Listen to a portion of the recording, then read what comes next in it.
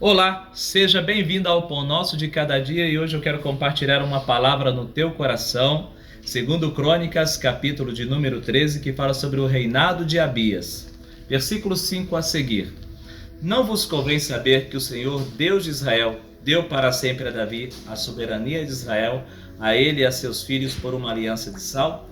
Contudo se levantou Jeroboão, filho de Nebate, servo de Salomão, filho de Davi, e se rebelou contra seu senhor.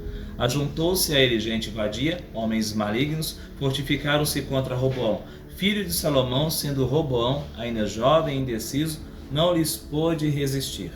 Então, nesse texto que nós acabamos de ler, há uma transição de poder. Roboão morre e o filho Abias assume o trono.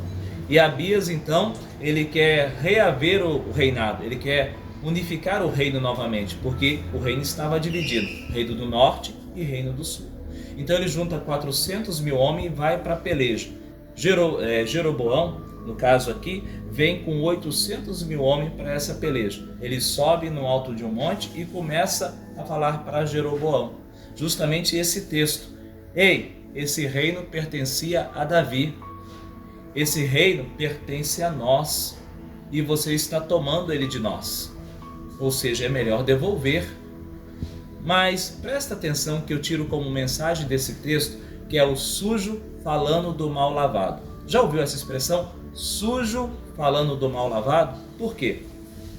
Porque ele então, lá daquele monte, ele começa a dizer, olha, nós temos o templo, estamos oferecendo sacrifício todos os dias, temos sacerdotes, os levitas, você não, levantou bezerros de ouro, levantou os sacerdotes, fora da linhagem de Arão, você fez aí do jeito que você queria fazer, tudo errado. Mas ambos estavam errados. Por quê? Se você abre em 1 Reis capítulo 15, capítulo 15, versículo 1 a 8, Abias andou nos pecados do pai. Ou seja, aquilo que o pai fez de ruim, Abias também fez. Não teve temor de Deus. Na verdade, Abias era um pecador religioso, enquanto Jeroboão era um pecador assumido.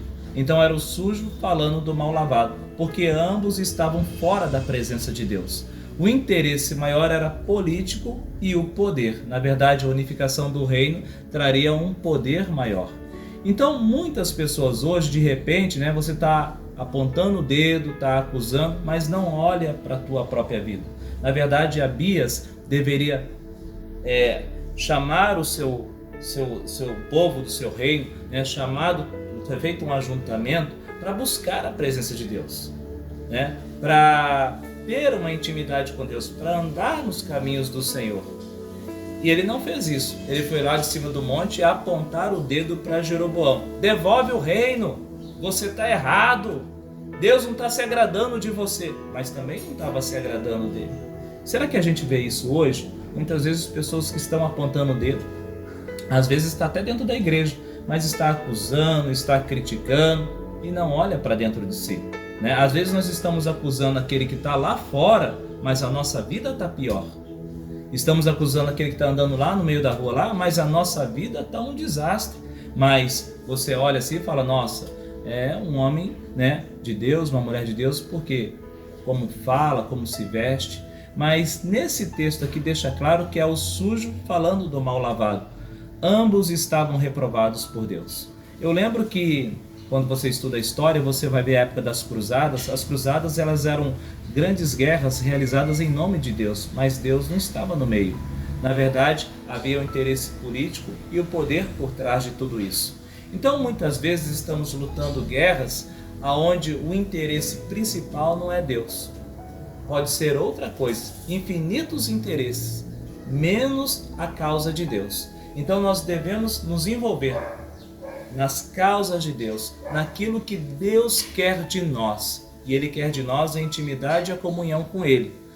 Deixe as guerras de lado e vamos buscar a presença de Deus, para que no final da história sejamos aprovados por Deus. Porque nem Abias, nem Jeroboão eram aprovados por Deus. Amém? Guarda essa palavra no teu coração e que Deus te abençoe.